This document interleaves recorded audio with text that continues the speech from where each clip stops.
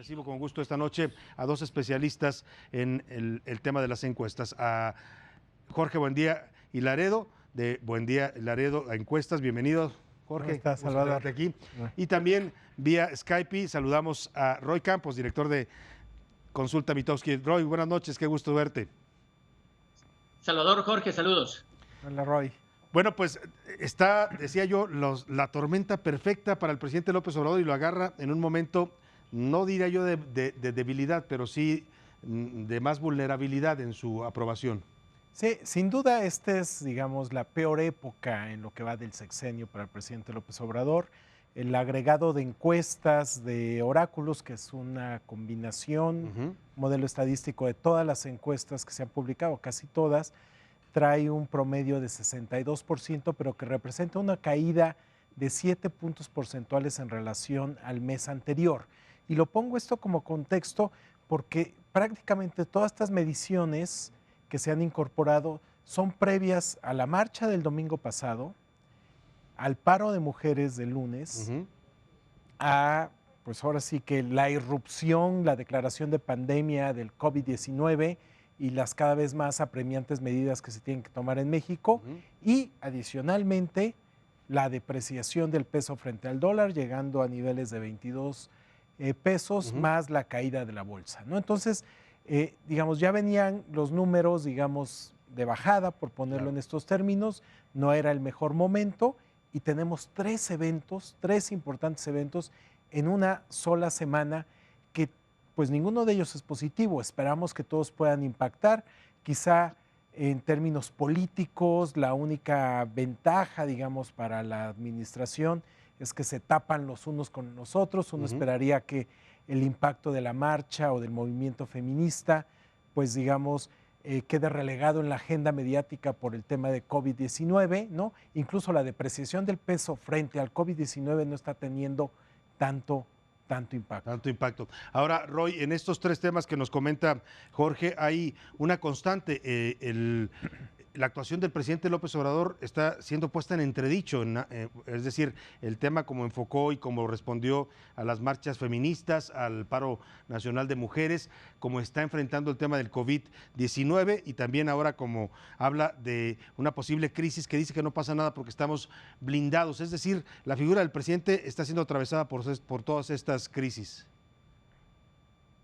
De acuerdo, mira, voy a retomar dos conceptos. Uno, sí. Tormenta perfecta para el país. O sea, el país está en una tormenta y el presidente ya estaba en la tormenta, porque nos llega en un momento donde el presidente tampoco estaba bien. O sea, sufría los problemas de los reclamos por medicamentos de salud, por el feminismo, por la inseguridad. Es decir, como si hubiera las variables bien, llegan estos temas de fuera, ¿no? Llegan el tema del petróleo con lo del dólar y llega el tema del coronavirus.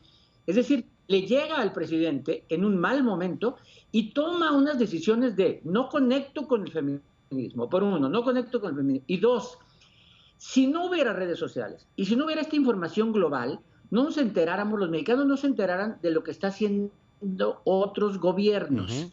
Y entonces considerarían normal lo que hace el presidente, pero cuando ven que países enteros restringen la entrada cierran escuelas, cancelan eventos, y entonces el ciudadano lo primero que piensa es, hay preocupación, me puede llegar a mí, y mi presidente llama a abrazos, y mi presidente dice, no pasa nada y estamos preparados. Entonces, no hay una conexión entre la preocupación ciudadana y la reacción del presidente. El presidente a lo mejor está haciendo las cosas bien, eso lo dirá el tiempo, pero por lo pronto hoy no está conectándose con la preocupación.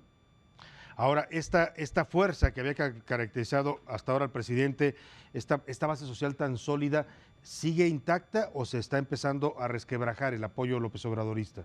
No, ya empieza a haber grietas, particularmente ya lo que estamos observando es que los sectores más educados, los jóvenes, empiezan a tornarse en los ciudadanos más críticos de la administración, cosa que es importante porque este fue uno de los segmentos que más apoyó al hoy presidente López Obrador durante la campaña electoral. Incluso podríamos decir que fueron inamovibles durante la campaña y ahora se está modificando, digamos, estos patrones de apoyo. Ahora empieza a tener más apoyo en los segmentos más desfavorecidos, más desprotegidos, digamos, en términos socioeconómicos.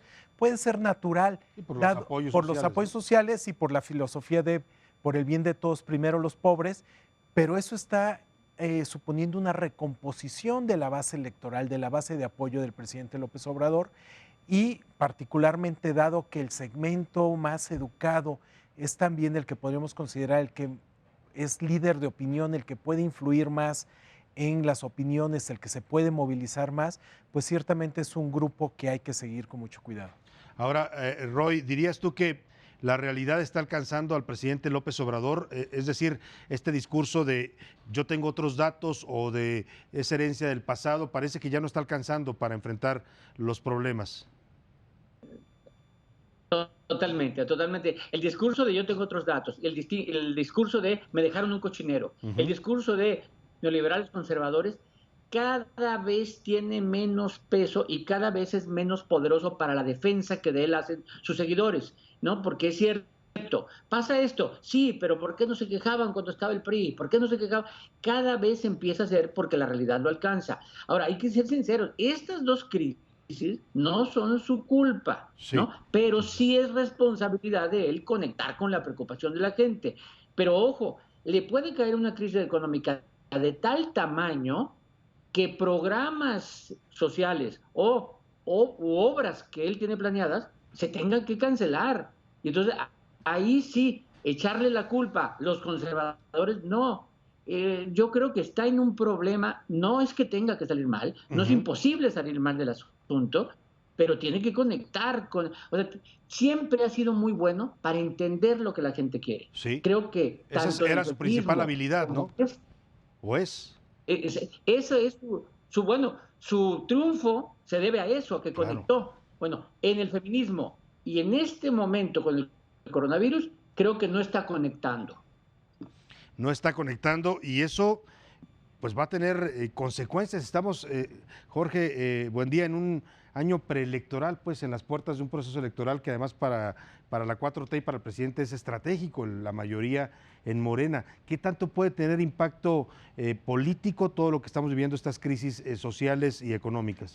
Bueno, creo que puede ser impactante eh, por dos o por diversas razones. La primera te diría, con una depreciación del tipo de cambio de este tamaño, estancamiento económico, caída económica, naturalmente que aunque venga de fuera o que tenga un componente externo, le va a afectar, ¿no? Porque el bienestar de los ciudadanos se va a ver lastimado. Eso por un lado. Segundo, el tema de coronavirus y el tema de los feminicidios o el movimiento feminista le arrebata la agenda al presidente López Obrador. Estos son temas sobre los cuales no solamente no tiene control, sino que adicionalmente no se pueden insertar, no se pueden categorizar en la narrativa propia de la administración. Es decir, ¿cómo ponemos el movimiento feminista o el tema del coronavirus en esta dicotomía de conservadores versus la 4T? Ya no da. Simplemente no entra ahí, Ujú. no encuentra lugar. Adicionalmente, otra narrativa o digamos otro desafío para la narrativa oficial. Estos son movimientos o afectaciones que tienen ramificaciones pluriclasistas. Es decir, hay mujeres de diversos grupos sociales, entonces este discurso de por el bien de todos, primero los pobres, pues encuentras un movimiento feminista de reivindicación de demandas ciudadanas que tiene a gente de diversos grupos sociales. Y lo mismo, bueno, tú acabas de dar ejemplos de personajes muy poderosos en el tema de salud, Claro. como Justin Trudeau, Justin Trudeau, Tom Hanks. Tom Bueno, Hanks. hasta Bolsonaro hay sospechas de que pueda estar Exactamente, contagiado. entonces Bolsonaro. es Sí, algo que Bolsonaro. también no entra, digamos, en esta dicotomía, ¿no? De los pobres versus los fifís, Ajá. ¿no? Entonces ahí sí la narrativa se ve fracturada porque simplemente no se puede insertar. Y creo, último problema, el tema de coronavirus realmente le va a exigir mucho al presidente en términos de su discurso alrededor de honestidad versus capacidad. Ujú. Este es un tema en el que la ciudadanía literalmente le es irrelevante el tema de la honestidad. Lo que quiere es un gobierno competente que resuelva el problema de coronavirus Que nos garantice la salud pública. Claro. Ahora, Roy, lo que se está viendo, no sé si coincides, no está siendo la oposición, tristemente la oposición que no se ve pues ni activa ni que esté recuperando terreno, está siendo más bien la sociedad la que parece estar arrebatándole al presidente la agenda, el control de la agenda pública. Desde hace tiempo, ¿eh? Sí. La oposición no solo se ve activa, ni propositiva, ni nada, ni oposición siquiera se ve. O sea, no se ve nada de la oposición, que esa es la gran ventaja electoral que tendría. Pero, a ver, ya hubo algún intento de cargarle a los conservadores, ¿no? Los conservadores quieren que se muera mucha gente, ¿no? Es decir, como si los que estuvieran exigiéndole fueran los conservadores. Yo creo que electoralmente, aquellos que pensaban que en el 21 iba a arrasar Morena, creo que se puede esto cambiar. ¿Por qué? Porque el norte, la zona más afectada por el valor del dólar, las zonas más educadas, pueden empezar a tener otra visión de Morena, ¿no? Porque López Obrador es Morena. Pero sí estamos en un momento, ojo, todo 2020 ha tenido un problema de agenda. No ha podido poner un problema de agenda. El avión, esta semana se ya pasó a irrelevante. ¿Y quién está hablando de la venta del boleto? No existe el boleto, la venta del boleto. Es decir, no ha podido poner un solo tema de agenda y la realidad se le ha enfrentado. Y ojo, lo que yo menos quisiera es que en este momento tener un presidente mal evaluado. A ver, un momento donde estamos enfrentando una crisis de salud y una crisis económica, yo quisiera un presidente que tomara las decisiones adecuadas y le termináramos aplaudiendo lo que hace. Ahora, todo en lo que viene hacia adelante en este contexto de crisis que se están juntando, de la tormenta perfecta, ¿todo recae sobre la figura del presidente? ¿El gabinete no existe en esta evaluación? ¿O estamos hablando de una evaluación de gobierno? No, ¿O de proyecto político? Naturalmente que recae sobre el presidente por el hecho mismo de que el presidente es el que sale a medios todos los días. Y él es el gabinete, además. Él es el que está, aunque hable el subsecretario de Salud, pues él es el que está detrás, el que queda claro quién es el que toma las decisiones, el que muchas veces desmiente aseveraciones de otros secretarios.